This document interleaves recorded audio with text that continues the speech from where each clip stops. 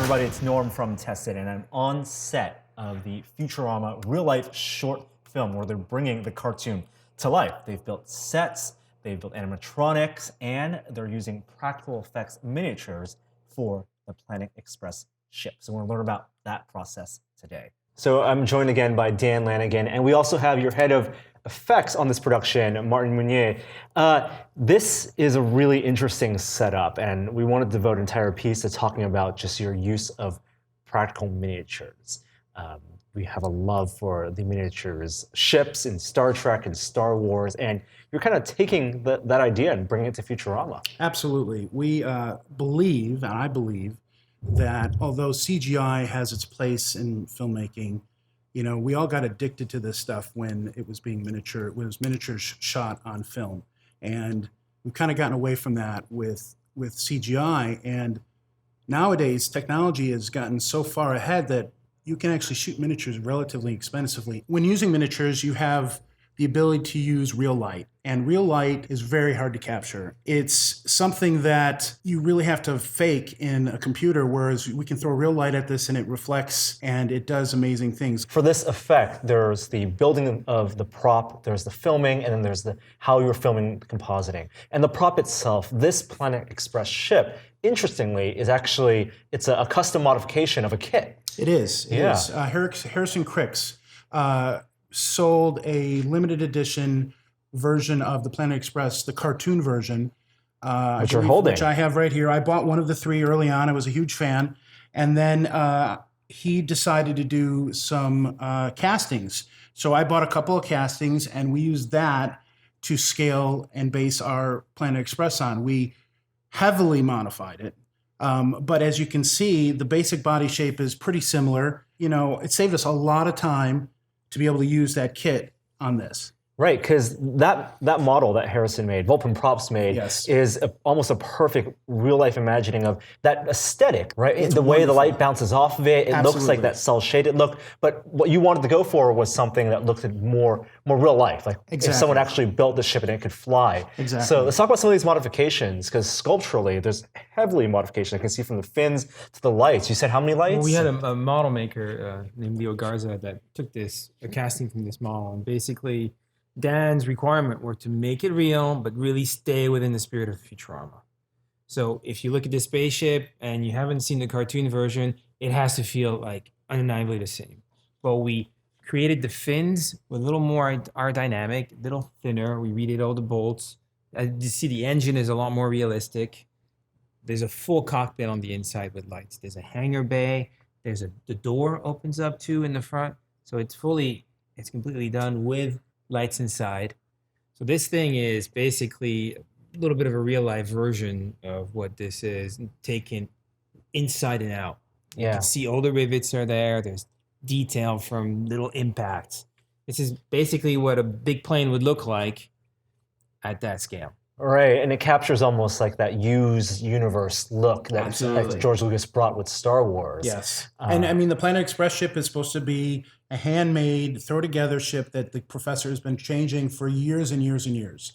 So that's what we tried to accomplish with this, and I feel like, you know, Martin and Leo really pulled it off. Now, the filming process, you know, again, with Star Wars, they had motion-controlled cameras and rigs to move the ships, move the cameras around it so it can look like you know, the X-Wings and Millennium Falcons flying through space. Exactly. You're trying to do something similar? We had to build, to stay within a cost-effective nature of this project, we had to build our own rig.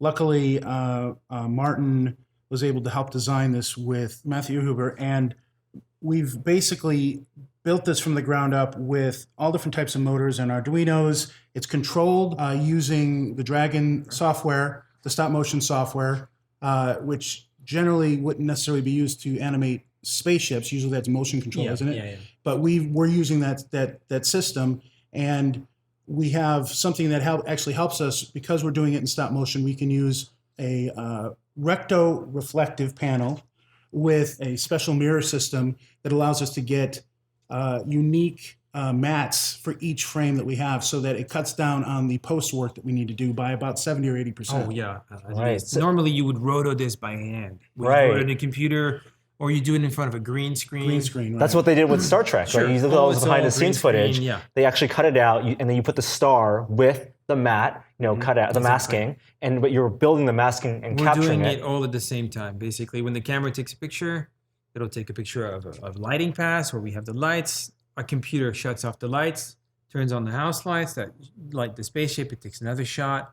That turns off. There's a special prism that turns on, and the reflective material here will basically become super bright, and it'll create a mask. So we're shooting several passes at the same time. What this allows us to is exactly from the center of the frame, it gives us super sharp matte lines so that even things like this little antenna come out nice and sharp.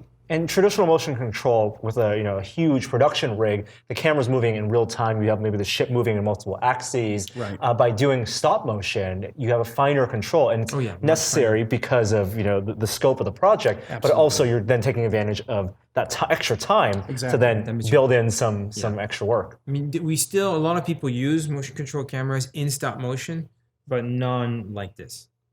This system has an enormous amount of axes, can go up and down. This thing can tilt, rotate, pan, move forward and backwards, move up and down. At the same time, the panel behind it can do the same thing. All our lights are going through this little tube in the back, going inside. It's stock full with DMX cards, and if you open this up, it looks like a plate of spaghetti. Wow. It does. Now, from a director's perspective, what kind of shots and movement did you want to get on screen? I want the Planet Express ship to fly pretty much like it does in the cartoon. I want it to have lots of sweeps, lots of turns. It needs to feel a bit stylized, but still tone it back just a little bit in its movement. It almost as a character unto Oh itself. yeah, she's absolutely a character. Yeah, she's been our most expensive character, and not that expensive in the whole scheme of things. But it's been wonderful, and we're just finishing up our motion control work now. Yeah, so we're checking in with you during production as you're filming Absolutely. this. How long does this whole process take?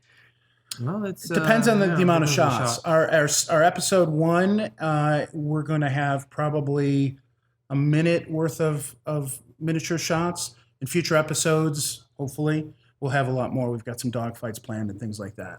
Yeah, it was hopefully something that we'll realize on screen and appreciated by the fans. I am definitely appreciating it right now, getting up close and seeing all this detail. I mean, thank you for actually making this happen. It's a pleasure just to see it. Glad to be able to do it. Awesome. Glad to be able to do it. Thank you, Dan. Thank you, Martin, for sharing with us this process. Thanks for coming down.